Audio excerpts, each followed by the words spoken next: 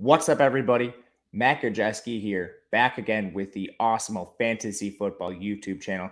And we are starting our positional deep dives. Yes, this is going to be the top 5 quarterbacks. We are going to be looking at an upside case scenario for each of those players. And who better than to do this with me than Nick Lepri on Twitter at Notorious Fantasy. Nick, I'm excited to hear what you have to say about some of these signal colors and the bull case for them this year. How are you doing today, my man? I am doing great today. I hope you're doing great as well. And I hope the audience is doing great today. And they should be excited to listen to us talk about our top 5 quarterbacks and dive a little bit deeper than we did in the top 12 quarterback video.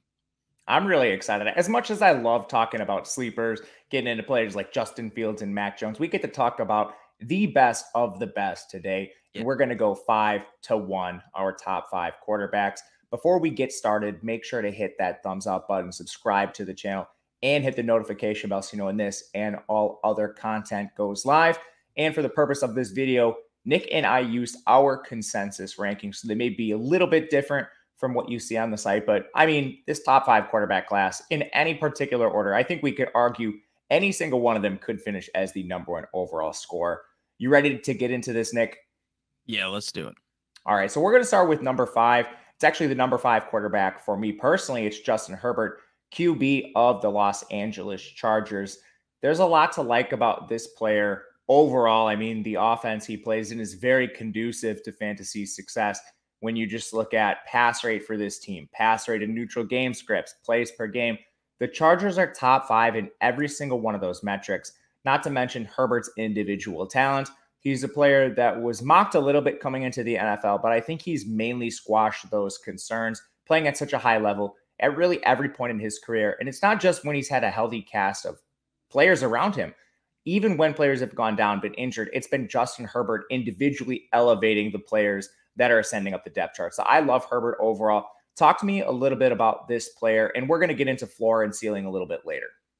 Yeah, so when it comes to Justin Herbert last season, he really excelled. In his rookie year, he definitely beat down all the expectations I had of him. I wasn't sure if he was necessarily the guy that he was at college. Was he going to be able to excel at the NFL level? And the answer was obviously yes. And then last year was his real breakout season, right? Where he was probably one of the best quarterbacks in the NFL. And you can argue that maybe he was a top 3 quarterback in the NFL last season. This is a LA Chargers team that, like you said, is one of the best units in the NFL in terms of an offense. They have so many great weapons. They've got Austin Eckler, Keenan Allen, Mike Williams. Then they have some guys that, if you look even deeper into the depth chart, are immensely talented as well. I think that this is going to be an excellent team this year, the Chargers. I think that Justin Herbert is going to dominate yet again. Last year, he was the quarterback 2 on the season, and he was the quarterback 2 in points per game. He was number 2 in passing attempts, number 2 in passing yards, number 3 in passing touchdowns,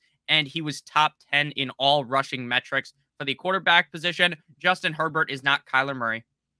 He's not Lamar Jackson in terms of rushing ability, and I don't expect him to finish top 5 inside of the rushing categories. But when you have a quarterback that might rush for potentially 5 touchdowns in 2022, now maybe that would be a little high based upon my projections, your projections, but it is definitely possible that he could, and that is just that extra oomph in what could elevate Justin Herbert to potentially be the #1 quarterback in all of fantasy football. Last year, this guy was fantastic. He was number 4 in protection rate at the quarterback position, which was a little bit surprising to me because the offensive line I didn't think was that top tier this year, but they've gotten even better going into this season. And I think that Justin Herbert is yet again, there's a good argument to make that he could be the #1 guy. So if you're in the comment section and you're thinking, oh, why do you have him ranked at 5? That's a little too low. We do both believe that he could be the best quarterback in fantasy.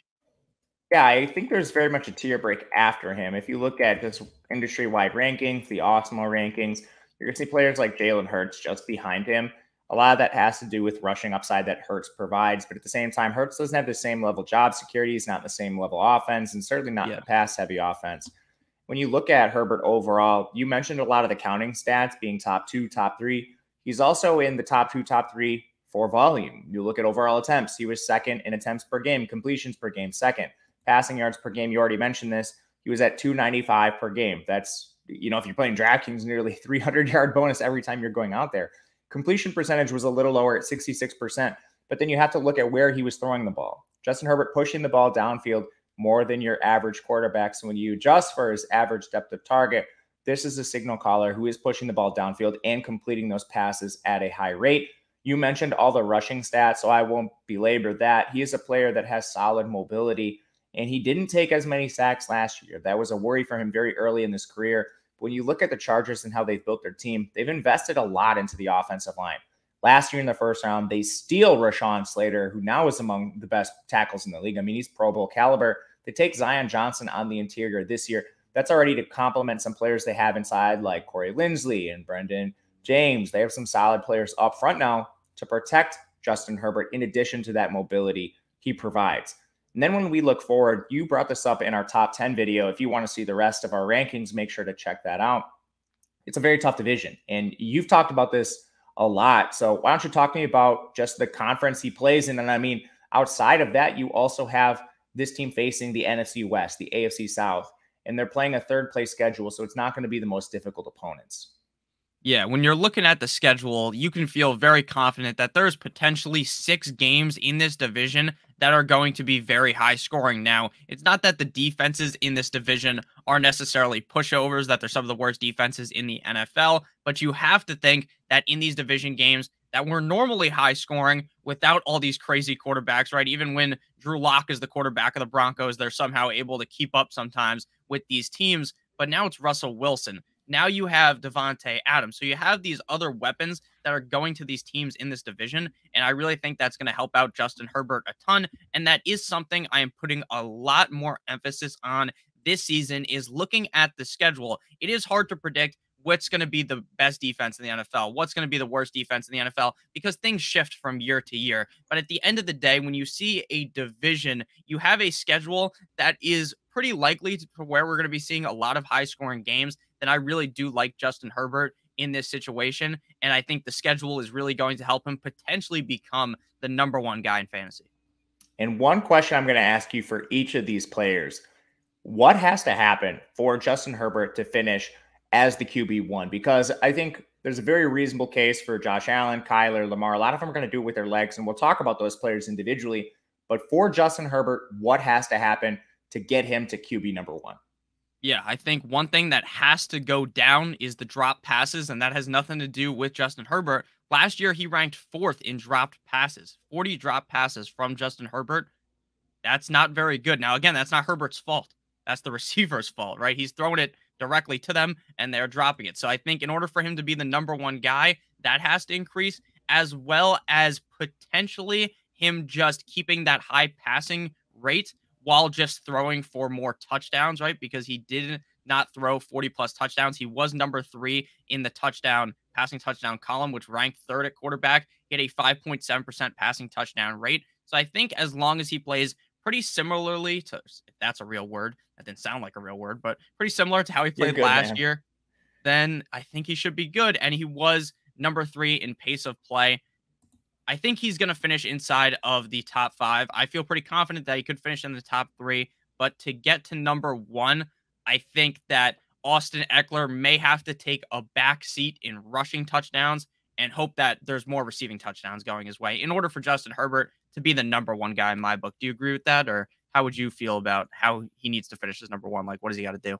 I think it's got to be positive touchdown regression, which I think you already laid out a strong case for.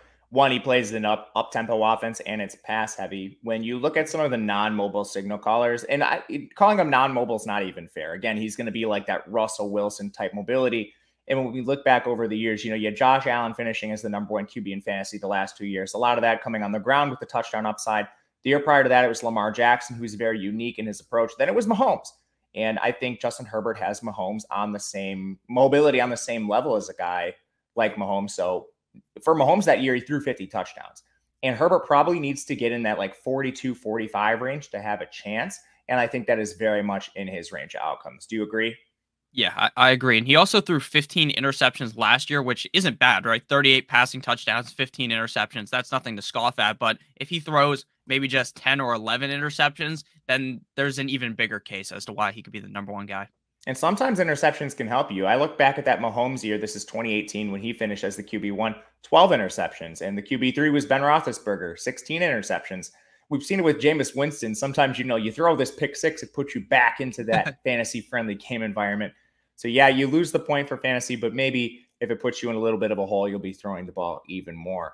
Let's go to our QB4 in terms of who we think can possibly finish as number one. And this quarterback, I have a little higher than you personally, I believe, if I'm recalling correctly. It's Kyler Murray, we know where he gets his bread buttered. It is on the ground, but I think that's selling him a little bit short. When you look at Kyler Murray, he's been a player that has performed in a top 5 level when he's been healthy. But to me, it's just been the injuries, and we've seen him suffer through injuries multiple times in his career. He's not the biggest guy, so this could be an issue moving forward. But overall, when I look at the offense Kyler plays in, they were 14th in pass rate in neutral situations. They were 8th in plays per game. So if Kyler's healthy, I think there's room for improvement for Arizona to be a little pass heavier and a little more up tempo. And then with just what he adds on the ground, I think there's a lot to like about Kyler. But talk to me about the Arizona Cardinals signal caller. Yeah, it's funny how you mentioned short with Kyler Murray because he is very short. I just thought that was funny to add. But at the end of the day, I think that Kyler Murray does have the chance to be the number one guy, just like we've talked about. I think that right now in drafts, people are kind of discrediting how good he was last year when he was healthy. He was quarterback 4 in points per game. And despite only playing in 14 games, he was still top 5 in carries, rushing yards, and rushing touchdowns at the quarterback position. I think there's a pretty solid argument that you can make that he could finish number 1 in all categories. Now, maybe he's not as prone to get the number 1 carry total, but I do think even if he's carrying it maybe second or third most at the quarterback position, he could easily get the rushing touchdowns and the rushing yards. I think losing DeAndre Hopkins for the first couple of games of the season could potentially damage what Kyler Murray could do, but then you can make the argument that Kyler Murray didn't have DeAndre Hopkins for a lot of last season as well, so maybe that's not going to completely impact him. But I do think that once DeAndre Hopkins returns with the wide receiver core they have in Arizona, they are clearly trying to give Kyler Murray the weapons. They bring back Zach Ertz. They have James Conner. They have a lot of weapons for Kyler Murray to use. So I think that in 2022, we probably see another excellent season out of Kyler Murray. And the reason why I like Kyler Murray so much is a little bit different than to why I like Justin Herbert. I like Justin Herbert because I think that Justin Herbert could throw for 5,000 passing yards and 43 touchdowns. The reason why I like Kyler Murray is because I think he could throw for 4,000 yards, but I also think he could rush for 10 touchdowns. So a little bit different as to why I like each of these players, but that's not to diminish the fact that I think Kyler Murray is a pretty solid passer in the NFL. He has never eclipsed over 4,000 passing yards, but in 2020, he had 3,971. So pretty close in my book. Yeah, and I think a lot of that is because of injuries, not just games missed, but playing through injuries, which certainly hindered him. You look at attempts per game, he was 12th. Completions per game, he was 8th. Passing yards per game, he was 8th. Completion percentage per game, he was 2nd. Average yards per attempt, he was 9th. So a lot of people will call this the horizontal rate offense, but when Kyler throws downfield, he has been efficient doing so. Now we just need that sample size to increase to the full length of a season. And rushing, even last year, the guy suffered an ankle sprain in week 8, ankle sprain that he tried to play through the latter half of the year. He still finished with 423 rushing yards, and I do view that as his floor. When you look just back to 2020, this is a guy that finished with 819 rushing yards and 11 scores on the ground. If he puts up those kind of numbers as a rusher and then just gets through the season unscathed with 4,000 passing yards, this is a guy that has a very legit chance to finish as the wide receiver 1. And I also like what the offense is doing around him. DeAndre Hopkins has the suspension, but they just don't sit on their heels. They go out and they trade for Marquise Brown, a guy he has rapport with, a guy he played with in college. They bring back some veterans in AJ Green and Zach Ertz. And I don't think these are players that are game breakers by any means, but I like that there's a veteran presence around players like Marquise Brown and around the young players like Rondale Moore and Trey McBride and whoever it may be that needs to step up in this offense. And then you look at just what's around him. I think the offensive line is fine, but the defense is certainly a little weaker than like what the Chargers are going to put on the field. So when you talk about teams that might be in potential shootouts, I think the NFC West is another division like the AFC West where you could see a lot of back and forth affairs with teams like the Rams and the 49ers really giving the Cardinals some trouble in their regular season schedule. So overall, I like Kyler. Is there anything else that you want to add about him as a player, or you want to get to the upside scenario of how he finishes QB1?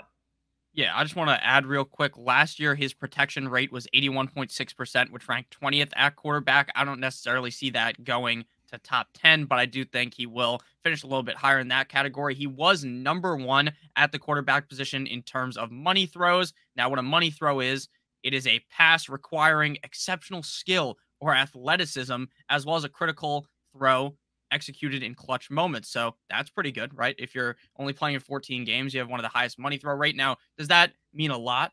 No. I mean, there are definitely a lot of players that are good at money throws at the strip clubs, but he's good at the NFL level, which means a lot.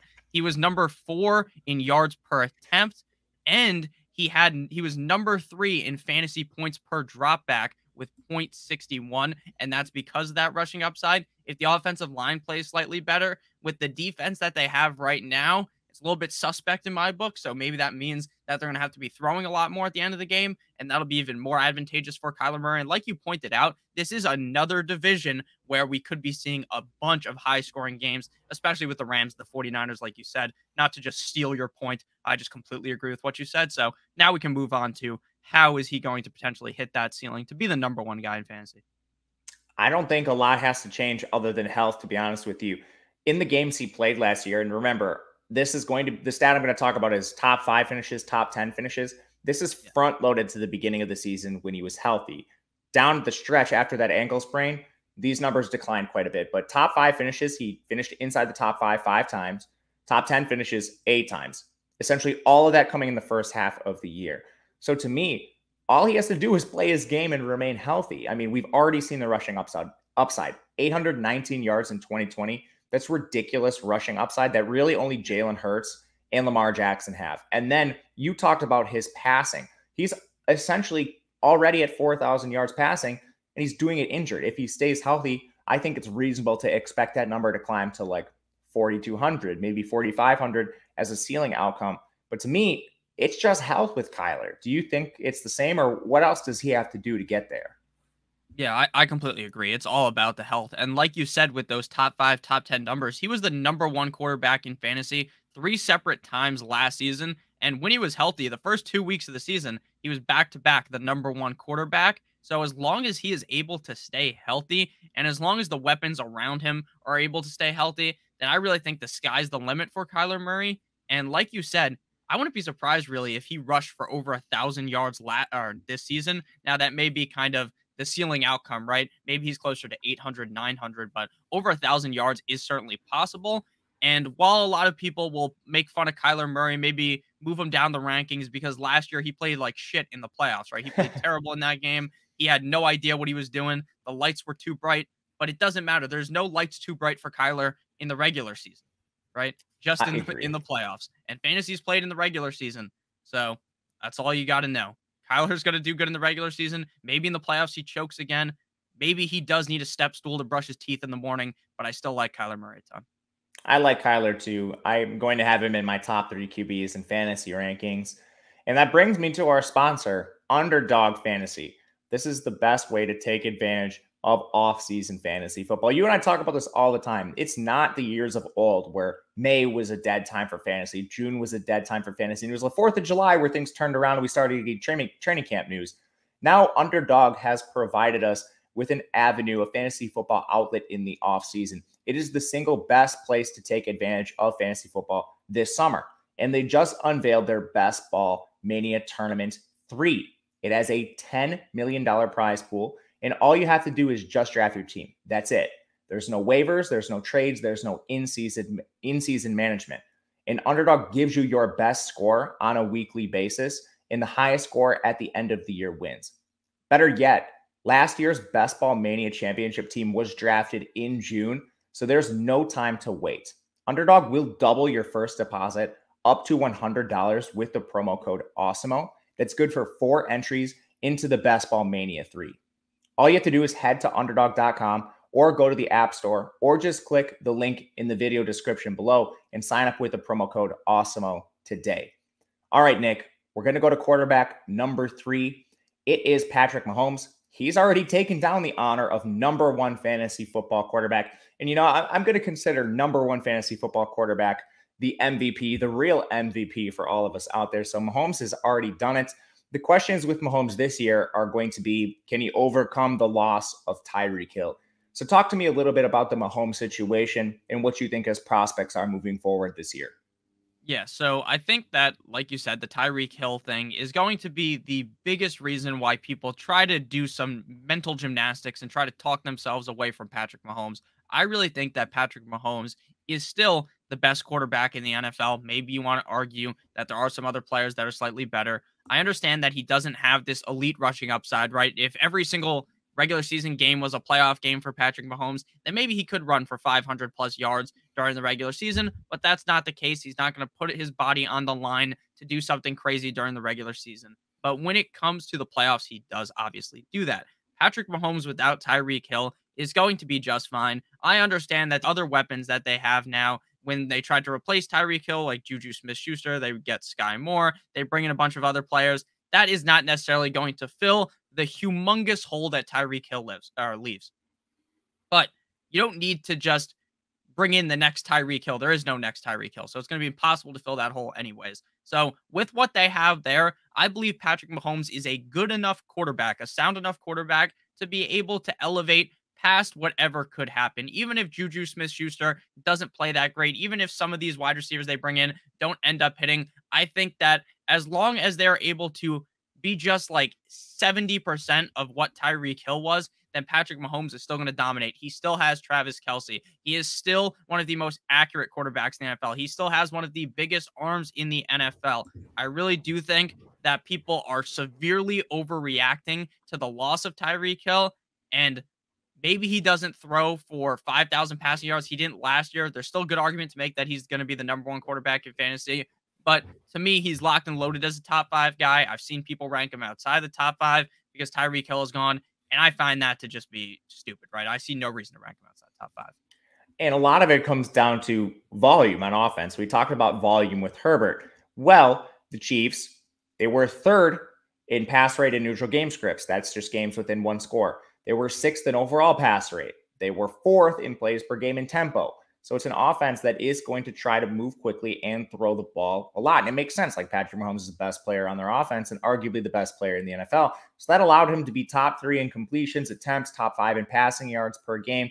He was in the top half of the league in both completion percentage and efficiency when you talk about pushing the ball downfield. And he also has enough rushing ability. We talked about it with Justin Herbert. Patrick Mahomes actually finished with more rushing yards than Justin Herbert. Not by a lot, but I just want to use that as a frame of reference. He's in that same category. So when we talk about what Patrick Mahomes has to do moving forward, I think it's just play a lot of the same and then have some positive touchdown regression.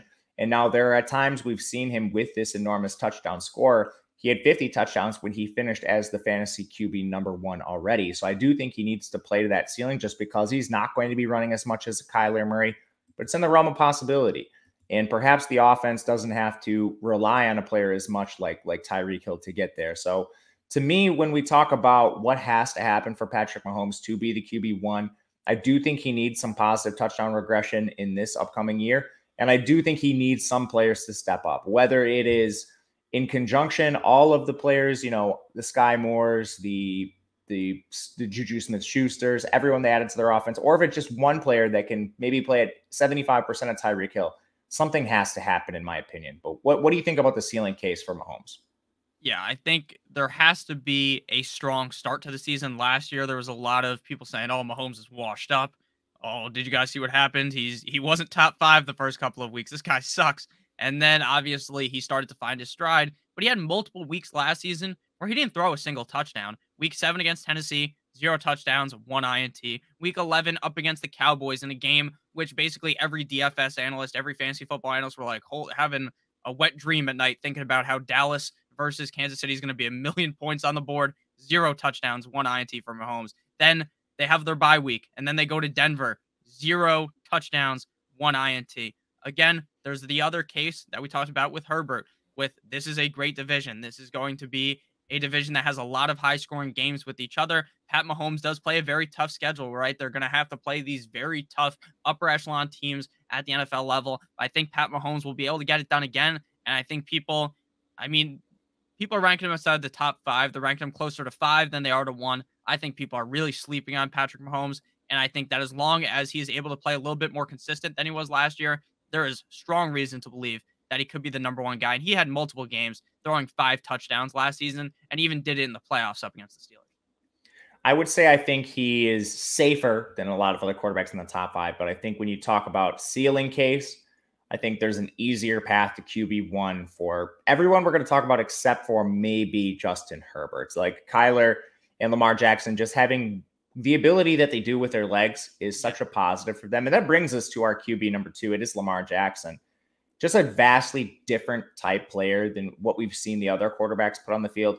And last year was a little bit different. The Ravens sort of trended towards the middle in terms of pass rate. They'd been bottom 3 for most of Lamar's career, but then last year they were 23rd in pass rate in neutral game scripts, 22nd in pass rate overall, which was a change. And Lamar ended up getting hurt, so it's hard to evaluate the entire season for Baltimore. They actually finished 4th in the AFC North, but this team brings back most of their playmakers. The one major change is they allow Marquise Brown to leave, but to me, that sort of indicates that Baltimore is looking to go back to the offense that they used when Lamar was actually able to win that MVP season. Extremely run heavy, still up tempo. I mean, this team was 1st in plays per game even last year, and that's been a staple of the Lamar Jackson era.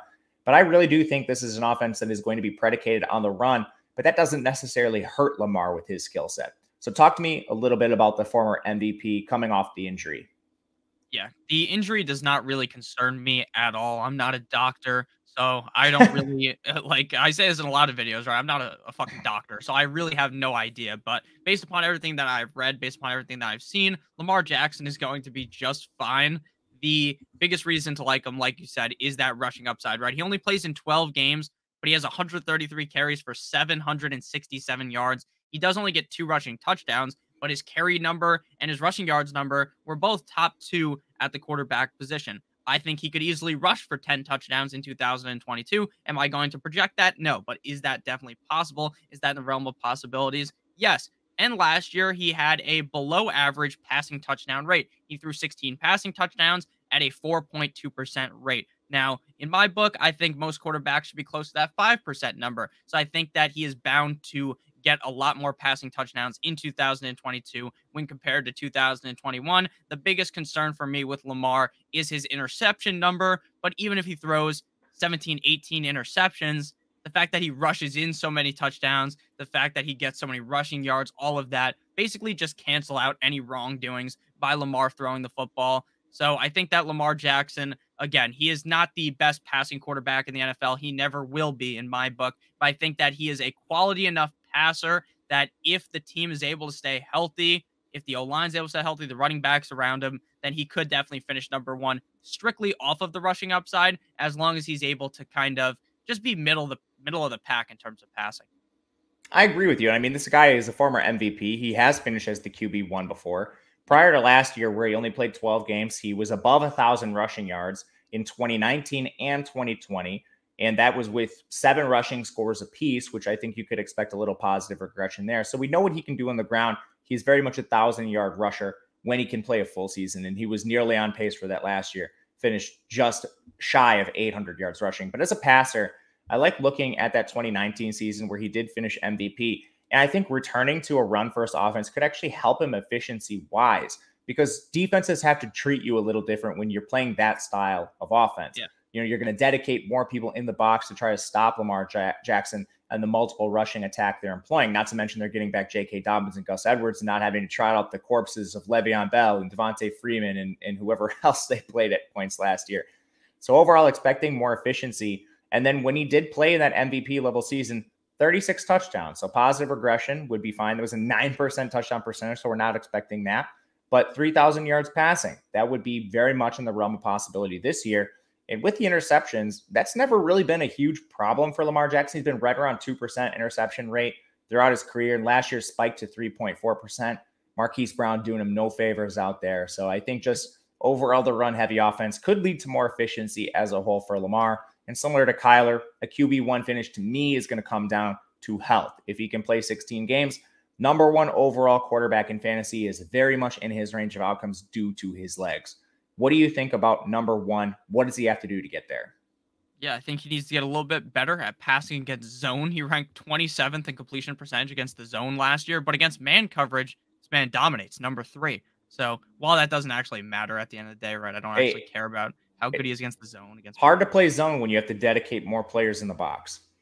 That is very true. Very true. But at the end of the day, like you said, Hollywood Brown, that game against the Lions made me want to pull my hair out. I had so much Hollywood Brown, Lamar Jackson stacks in that game. Shout out to Justin Tucker, though, kicking a 60-yard field goal or however much that was, like 65 or something crazy. But at the end of the day, like you said, Lamar easily could finish as the number 1 guy. He's not getting as slept on as Patrick Mahomes, but I still think that there's a very good argument to make that he could be the number 1 guy. And I think a lot of people who may have been quote unquote burned by Lamar last year in your normal fantasy football league, right? Where you're playing with your friends or you're playing with the guys from the office, the gals from the office, then there's a good chance that Lamar Jackson might start falling down the board because that's just what happens. When people get screwed by a player, a lot of the times, if you're not playing with a bunch of players that are super sharp and can push that to the side, then they do fall down the draft board. All right. Number 1, Josh Allen, back to back number 1 overall QB finishes in fantasy each of the last 2 years.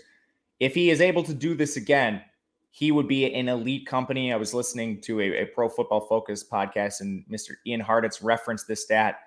If I'm not mistaken here, and I didn't do this research myself, he would be the first player to finish 3 seasons in a row as the QB1 since Steve Young and Brett Favre, which would be ridiculous. That was the last time people even finished with the back-to-back fantasy number 1 overall season. So just the elite company he's in and how crazy it is what he's doing and putting on the field.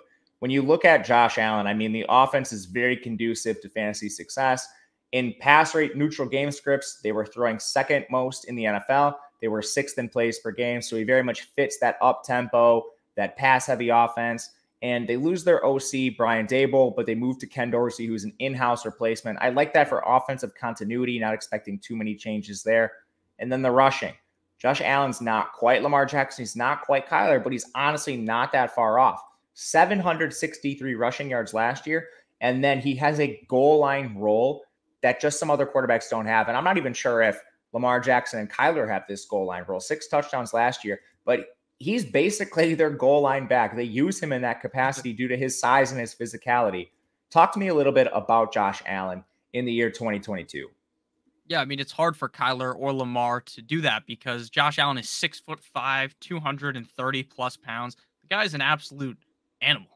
Like, we should just give this guy the ball. He can run in any touchdown. You remember when he hurdled that guy in the Vikings a couple years ago? That was also crazy. But at the end of the day here, we have a quarterback that, like, I got him ranked at number 1. I don't think anything could make me move him off of the number 1 spot. I don't think he's necessarily in a division that is as advantageous to scoring a million points. He's going to play up against the Jets.